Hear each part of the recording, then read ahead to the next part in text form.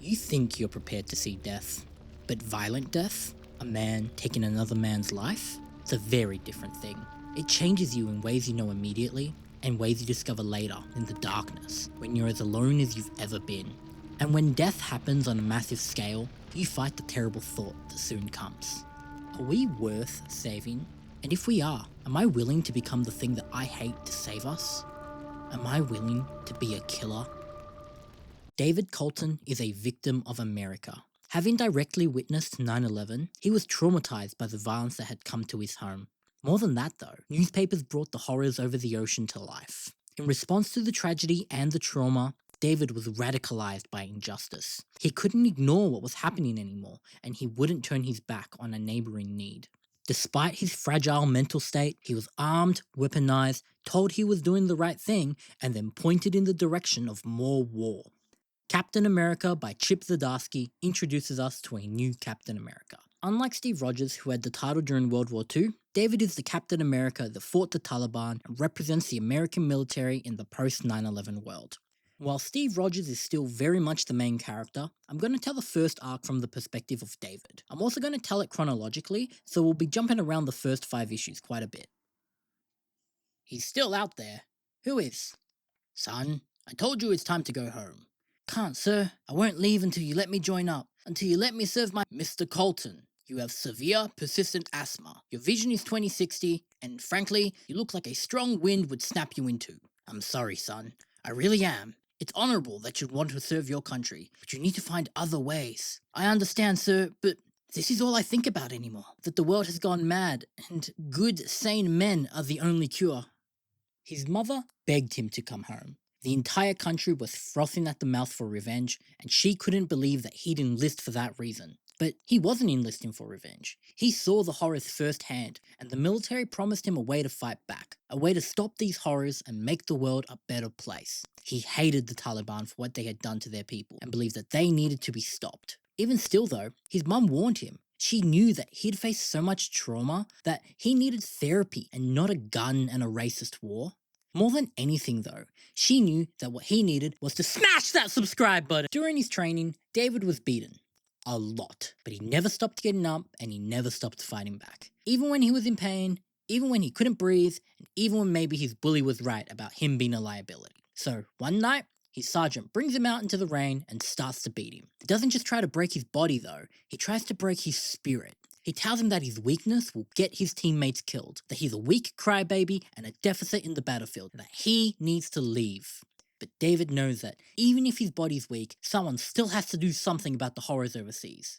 Everyone watched as David Colton stood up to his feet, declared he wasn't leaving, and then got the shit kicked out of him.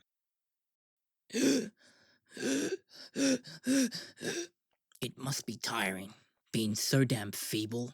Your soul, your spirit wanted more, your body saying no, but you didn't stay down. It's not in you, is it? So what if I told you, Mr. David Colton, the weakest damn recruit I've ever witnessed, that I could cure that asthma?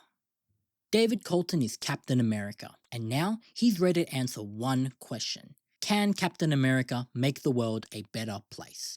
While serving in Afghanistan, David rejoices in the fall of the Taliban, believing that the people are finally free. He wonders if this is what Washington felt like the day after Yorktown, and turns to his allies to see that they aren't celebrating. He questions Qasim, a local who criticizes that in the 2 months they've been there, America hasn't actually done any fighting. They've just dropped bombs. These cities were freed by Afghans on the ground. David truly believes that, through their actions, they have restored democracy to the region. On the other hand, Qasim is not convinced. See, where David has had violence brought to him, Qasim has grown up in it.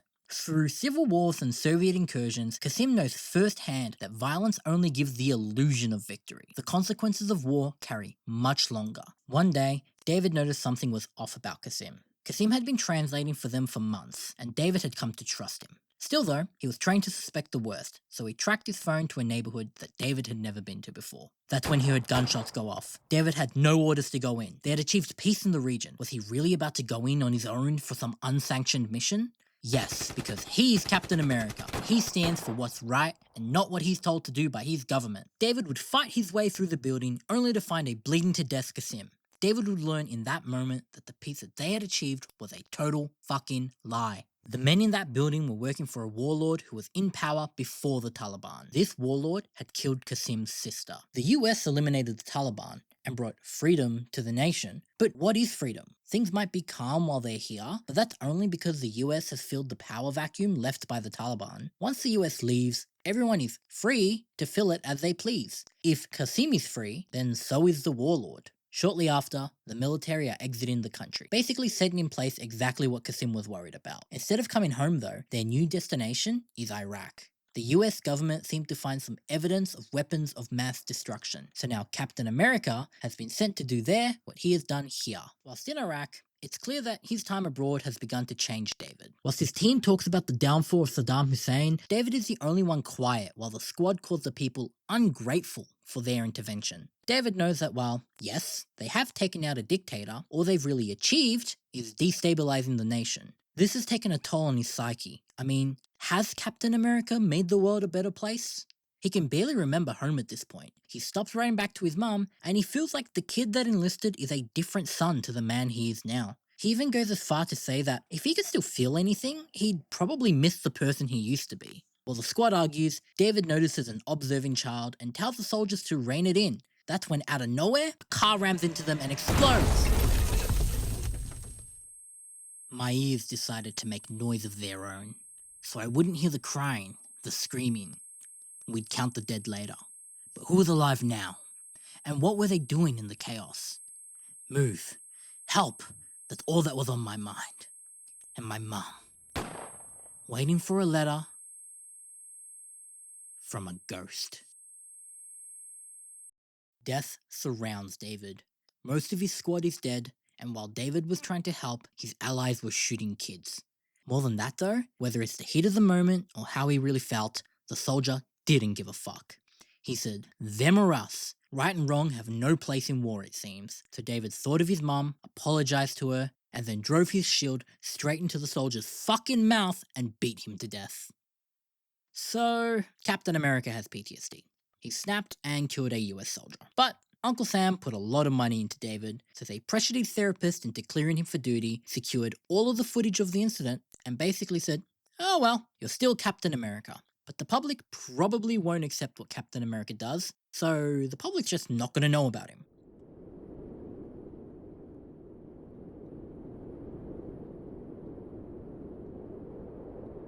After several years, David returns home, finally getting to see his mum. When they talk, she mourns that his entire life had been surrounded by death ever since that moment. All David can really say is that he physically survived. Except, after all he's had to endure, that child that enlisted had been replaced with a dull pain, and that pain is all that's left of him now. One day, David's mum comes home to find him gone. It hurts too much to see you look at me, thinking you're seeing your son. Your son is dead. I'm a killer, and I still have to make that mean something. Now, we jump to the first week Steve Rogers is out of the ice. He's been wandering around looking for his purpose in the new life. He doesn't know anything about this new world, only that he still believes in right and wrong. In a lot of ways, Steve is exactly like David was before he enlisted. A shooter attacks some police, the Cap chases him down, raises someone's insurance premiums, and then corners the shooter at the UN building, only to see that he has a bomb. The shooter is a former Army second lieutenant who did 2 tours in the Gulf.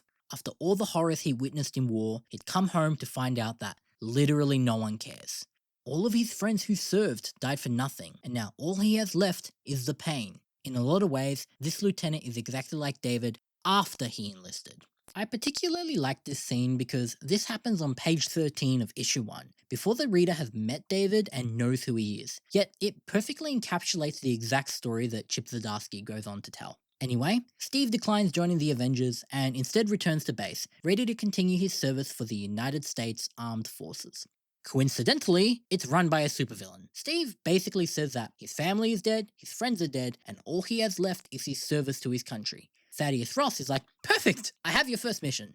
Victor Von Doom has taken over Latveria, and is now holding the members of the US Embassy hostage. Cap's mission is to infiltrate the country and rescue the hostages, and he'll be joined by Captain America. The 2 Caps and their 2 squad mates are going to touch down, meet with the local rebels in their safe house, and go save the hostages. Straightforward, right? The plane flies over Latveria, and the contrast between the two Captain Americas is night and day. Steve feels at ease to finally be meeting his purpose, beating fascists. Meanwhile, David literally doesn't give a shit about Doom. Doom has renamed the city of Hasenstadt to Doomstadt.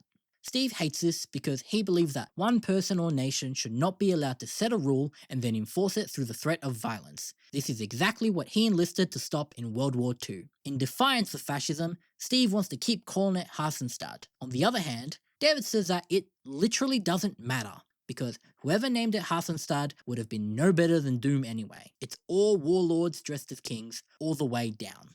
He reminds Steve that they're here to save their people, and the US does not give a fuck about Doom's takeover. Before they jump, he tells Steve that the world never stopped being in chaos after World War II, but now it's kept in check with walls of order, and they are those walls. As they land, satellites show a clear path. When Steve questions the satellites, David tells him that America now watches everything and carries a big stick. America has bases all around the world, ready to keep it accountable if they ever feel the need to. And that's all thanks to Captain America and what he did during the war. Steve hates this because he believes that one person or nation should not be allowed to set a rule and then enforce it through the threat of violence. This is exactly what he enlisted to stop in World War II. That's when they're interrupted. What appears to be Doom ends up being the rebels with their own Doombot. They take them back to their base, and Cap questions if the Doombot is safe to be around. They assure him it's absolutely safe and that they've redone Doom's programming to fight for their side. The rebels tell them that right at this moment, Doom is vulnerable. Sure, they could sneak the ambassadors under the cover of night,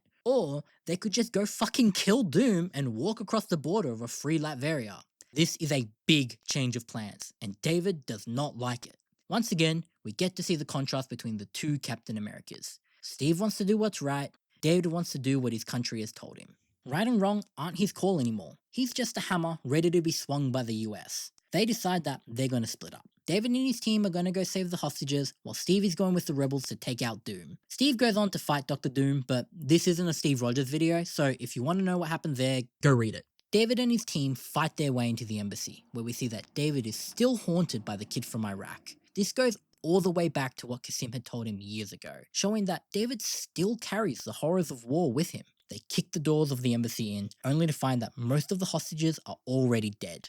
In a rage, they open fire, leading them to realize that while there's 10 bodies, there was supposed to be 12 hostages. They fight their way to the 2 remaining hostages, and for some reason one of them's a kid. Finally though, for the first time in this story, it looks like David's orders are actually going to lead to a good outcome. Yes! Go David, go! He's doing it guys! He's finally making the world a better place! Turns out the US backed Doom's takeover. The embassy helped arrange it all, even though they had been warning the officials it was a terrible idea. Well, they were proven right, but Uncle Sam couldn't have walking, talking evidence hanging around, so the actual mission was to make sure none of that evidence made it out of Latveria. David's once again been put into a situation where his orders directly conflict with what he believes is right. And while, from the perspective of his team, the job's the job, they're just a hammer ready to be swung by the US. David doesn't take this well. He turns on his team and does everything he can to save the little girl. The last thing we see as David chases down his teammate is him throwing the shield of America.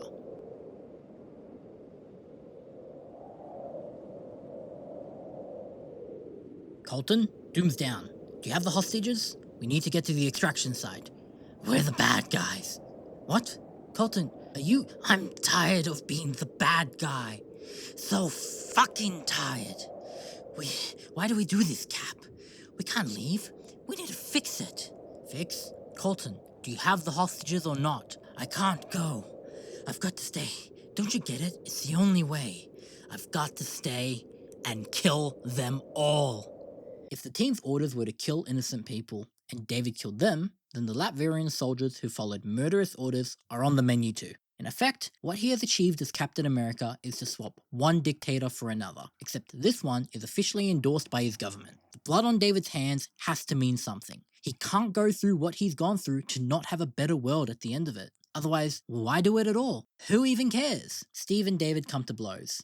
Steve is sorry for what David has been through, while David can only think about his mum and how wrong he was. He really believed that if he had just killed enough of the right people, then everyone would have had the freedom that they had. But it wasn't that simple, and it never was. In his last moments, David saved Steve from getting shot and falls to the ground with his heart giving out from the stress enhanced by his super soldier serum. You don't happen to know CPR, do you? I'm sorry. I don't know what that is. I partnered with a man out of time. We did this, Cap. America backed Doom. Helped him overthrow King Vladimir. Hold on, Colton. The team is here. We'll get you out. If I don't make it, need to tell them losing me was worth it. With the revelation from David that America had backed a fascist dictator, Steve realizes that Captain America can no longer serve the American government. Instead, he'll serve the people of the country and set an example of what America should be. Steve believes that one person or nation should not be allowed to set a rule and then enforce it through the threat of violence. This is exactly what he enlisted to stop in World War II. In this new, modern world, serving the military isn't helping people. Can Captain America make the world a better place? Well, not as a soldier he can't, so he'll do it as an Avenger. I don't think we've seen the last of David. In the final pages of the first arc, Iron Man says that he's put an arc reactor in his chest to keep him alive. This does beg the question as to where he's been since, but as of the time of writing this, the second arc of the run has just started. If you've enjoyed the video, like, comment, subscribe, all the YouTube things. I think my next video is going to be, does Daredevil have a hard-on for violence? But I don't think the algorithm's ready for that. Anyway, peace out, tax the rich.